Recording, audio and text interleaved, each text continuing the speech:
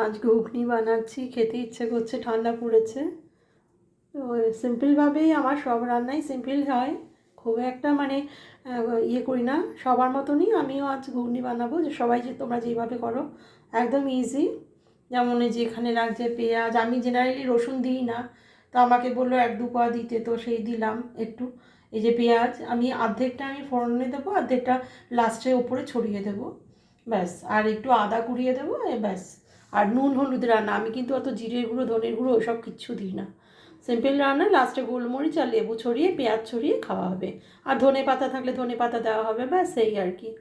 এটা মাটন ফাটন দিয়ে আরও ভালো করে করা যায়। তো এর থেকেও আরও ভালো সিম্পলভাবে আরেকদিন দেখাবো, একদম কিচ্ছু না সেটাও দেখাবো। তো আজকে আমি এটা রান্না করি, এটা আমি এখন সেদ্ধ করে নিয়ে এটা কিন্তু ভালো করে ধুয়ে নিয়েছি সব।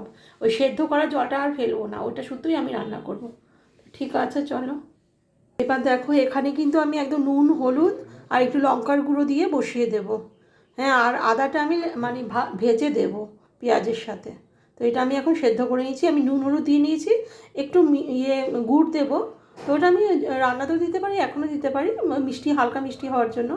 একদম অল্প সামান্য নিয়ে আমি এটা সেদ্ধ করে নিচ্ছি। এই দেখো, আমার খুব সুন্দর সেদ্ধ হয়েছে ঘুগনিটা। এবারে আমি এখন ফোড়ন দিয়ে ব্যাস হয়ে যাবে।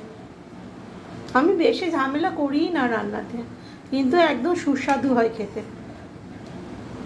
তো চলো আমি রান্নাটা করি।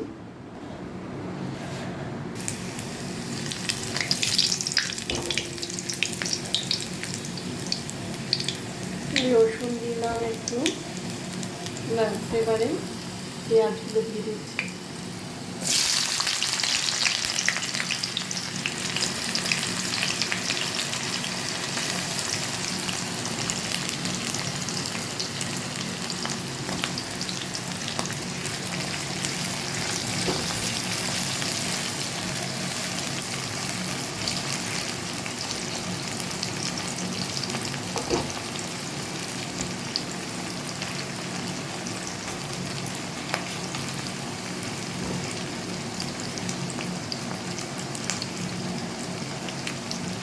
ব্যাস, আমার পেঁয়াজগুলো আমি বেশি কিন্তু ভাজবো না, জাস্ট একটু মানে ইয়ে হবে, সফট হবে। তো এবারে আমি আদাটা দিয়ে দেবো। আদা কিন্তু একদম অল্প দেবো, হ্যাঁ। এই যে একটুকুই আদা দিলাম, অল্প, বেশি না, সব কিছুই অল্প অল্প।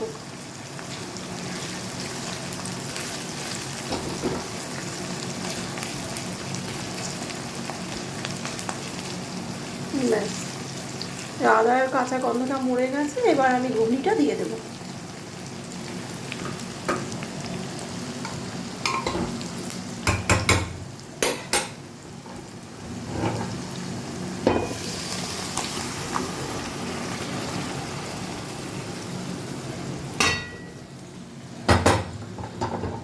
ঘুগনিটা আমার মোটামুটি হয়ে গেছে, বেশি ঘাটবো না, আমার ঘুগনিটা না বেশি সেদ্ধ হয়ে গেছে। জাস্ট একটু নাড়িয়ে চাড়িয়ে আমার মোটামুটি, কারণ বেশি জলও দিইনি আমি, এরকম বেশি জল দিলে ফোটাতে ওরকম হতো, এবং মাখা মাখাটাই ভালো লাগে।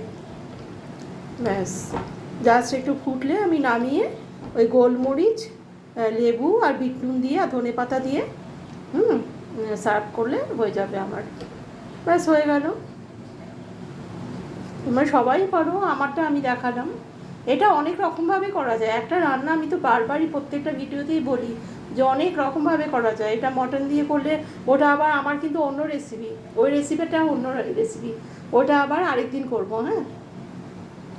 ওটা অন্য রকম রেসিপি, একটু একটু ডিফারেন্ট আছে সবার থেকে, ওটা আমি আরেকদিন বলবো, দেখাবো, মানে যখন করব তখন দেখাবো, আগের থেকে বলবো না। তো আমার প্রায় হয়েই গেল আমার ঘুগনি রান্না। ব্যাস, কী বলে, খুব সুন্দর একটা গন্ধ বেরিয়েছে। আর এটা এবার আমি, আমার হয়ে গেলে পরে আমি ওই ধনে পাতা, লেবু আর পাতি লেবুর রস আর পেঁয়াজ কুচি আর একটু বিট নুন ছড়িয়ে দেবো, আর ওই গোলমরিচের গুঁড়ো, ব্যাস হয়ে যাবে। তো ব্যাস হয়ে গেল, আমি দেখাচ্ছি সার্ভ করে। তো এই তো আমার ঘুগনি কমপ্লিট হয়ে গেল।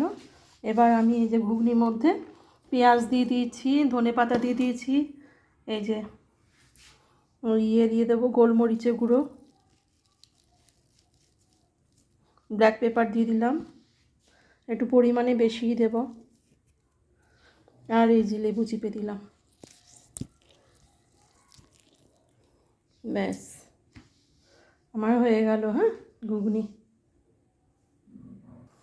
ব্যাস এই তো আমার ঘুগনি কমপ্লিট হয়ে গেল। ব্ল্যাক পেপার দিয়েছি, ধনে পাতা দিয়েছি, পেঁয়াজ দিয়েছি, লেবু দিয়েছি। এই দেখো ধনে পাতা দিয়েছি, ব্ল্যাক পেপার দিয়েছি, পেঁয়াজ দিয়েছি আর লেবু দিয়েছি, হয়ে গেল আমার ঘুগনি।